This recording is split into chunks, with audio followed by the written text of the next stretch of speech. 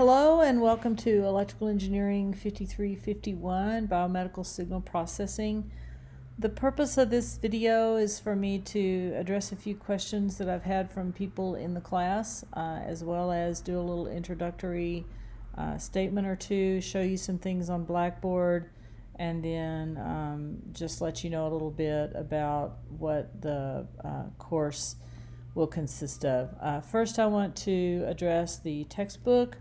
So the textbook is Biosignal and Medical Image Processing by Simlo. I've just done a quick Google search and pulled up several options here. The one that I know personally is VitalSource. I've used VitalSource a lot, so I can be relatively certain that you're not going to get a virus. It's not going to be a fake site. It's generally been a pretty reliable site for me.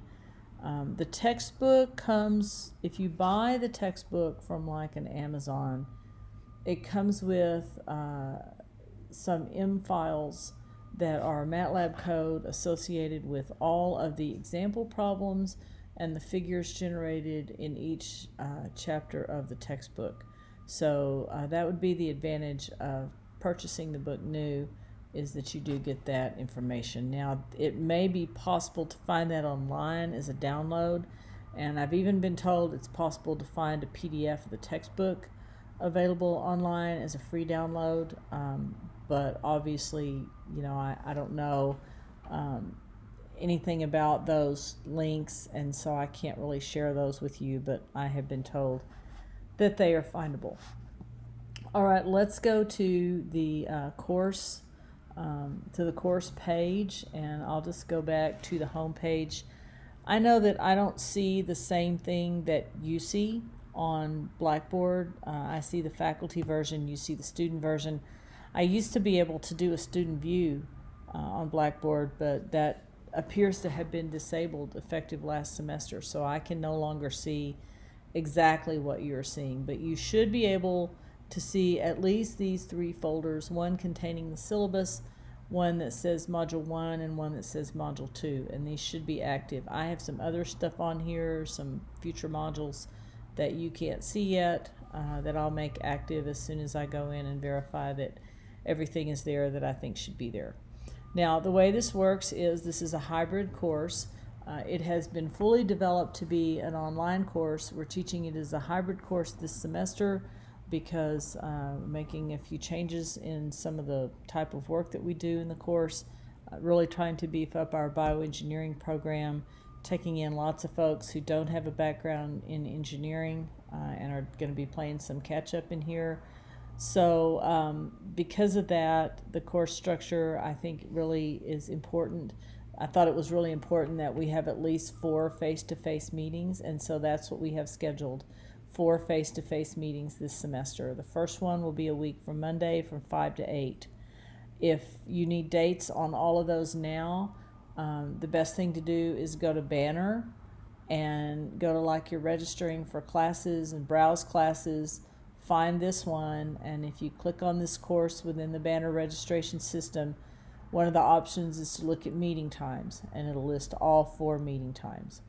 Now, those meeting times were set up and scheduled in the room reserved last March, so they're pretty inflexible. I don't have options to change rooms. I don't have options to change times. Once that goes up in the schedule, then it's pretty much set in stone, and I couldn't change it even if I wanted to. So it is important, if you're taking this course, that you are available to attend class those 4 days, because that is when we will do exams and project presentations, and that is a big deal in your grade this semester. If you have, look at those dates. If you have job interviews, a wedding, things in life, I understand that life gets in the way. Sometimes we have to make choices. This course is taught every year. This may not be the best semester for you to take this class. You may have to think about, what your priorities are. And only you can answer that question. But what I'm saying here is I can't excuse you from class unless you have a serious illness with a doctor's excuse, because that's when we'll do exams and presentations. And in this class, the projects and project presentations are actually a larger percent of your grade than the exams themselves. So very important that you are at the class meetings, unless you are extremely sick. So if you have the flu, that is a built-in excuse. I'm allergic to the flu shot and can't get one. So if you're diagnosed with the flu, please contact me ahead of time and we'll figure something out. I do not want you in class if you have the flu. Hopefully flu won't even show up until the class is done and we won't have to worry about that. All right, so how does this work? Most of the course is online. So for example, it's done in modules. So right now module 1 is up and most of module 2 is up, everything but the homework. So you click on module 1 and you open that folder, and we'll wait on my slow internet. And what's going to come up, okay, this thing that says guidelines, you can't see that because that's basically something that the e-learning people want me to do. But you can see there's a video, there's a couple videos, and then this is a set of PowerPoint slides that the videos were made from. And then there's a couple of quizzes, and these are done on Blackboard. And then there's a homework assignment. And then there's a folder called M Files for Chapter 1. So these are his MATLAB files that generate his figures in Chapter 1. And sometimes, I think, for example, Problem 3 asks you to use a specific M file that the author has provided. So that would be in this folder. If you buy the book, you'll get your own set. I'm going to try, I can't make 100% guarantees, but I'm going to try to post every M file for all of the chapters where it's relevant. But the only way to be 100% sure that you have all the M files is to purchase a copy of the book. All right, so that's that. These will have due dates associated with them. The quizzes obviously are open book. I tried to take them pretty much directly from the video lectures. So, you know, watch the video lectures, download a copy of the PowerPoint, have the book chapter in front of you, maybe even take a note or two on the video lectures before you take the quiz. And one word about the quizzes, once you begin a quiz, you must complete it in one sitting. It is time limited. I believe they're 40 minutes. They are not meant to be long. They're not meant to be hard. They're meant to be easy. They're meant to primarily cover what was covered in the lecture. You know, you might do the homework first before you take the quizzes, even though the quiz problems are not comparable to the homework because most of the homework is MATLAB based. You still, in doing the homework, might learn something that might help you in the quizzes. This will be the format for every chapter or every module. I think there are 9 modules, and so each one will have this kind of layout and structure. Okay, so now let's discuss the homework a little bit. There are lots of really interesting homework problems in the textbook. Not every person will work every problem. So that is why we have groups. So certain groups will be assigned certain problems. And then we will either do a presentation in class, or we'll upload a video, or we'll upload the result. So I expect your work on the homework to be professional. So let me tell you what will not get you a good grade. What will not get you a good grade is if you download an M file from the internet, run it, get a result, and copy and paste that, or turn in just your MATLAB code with a MATLAB output. I expect you to actually have some thought behind, first of all, what is this MATLAB code doing? So I expect to see a statement of the problem. What do you actually anticipate being able to calculate? Then showing the code, explaining exactly what the code is doing, then showing the result and answering the questions that were asked by the textbook author in the question. So it's not enough just to show me a graph. Okay, I need an explanation, a professional explanation of what that graph means. And I need that graph to address the questions asked by the author. So I will just tell you that in previous semesters, I had people who would turn in 2 to 3 pages of write-up on a single homework problem. Now, this first set of homework, you're all together and you're all working the same problems, and most of the reason for that is so that those of you who've not done MATLAB before have the opportunity to benefit from the experience from people in your group who have. And so definitely you need to do a significant portion of the work, because this is your opportunity to learn by doing, while having some experienced people to help you. So after the second homework set, you have the option, if you do not wish to work in groups, you have the option to opt out of a group. But you need to understand, if you opt out of a group, you are out for the rest of the semester. So you either work alone for the entire semester on everything, or you work in a group and you may not pick your own group. The groups are pre-assigned. And it's done in a randomized way. I couldn't even tell you right now who's in which groups, because I had Blackboard do that. That way, that's the only fair and impartial way I can think of to do it. But I do understand that there are some people who, for whatever reason, do not want to work in a group, and so I will allow you the option of working as a one-person group. But you may not work as a group with a person of your choosing, because just in previous semesters I have found that that has been a very unworkable situation for the class as a whole. And I have to take the best interest of everyone in class into consideration, not just you. So we will have groups, they will be randomized. I may or may not shuffle groups around, and I'm open to feedback from you guys on whether you want to keep same groups all semester. Usually people do. Or if you want to meet some different people and share some different experiences with other people in the class, then it's not a problem at all after the first couple 3 homework assignments to reshuffle groups and let people get a feeling for working with others. Before I do that, I have to know who wants to work independently.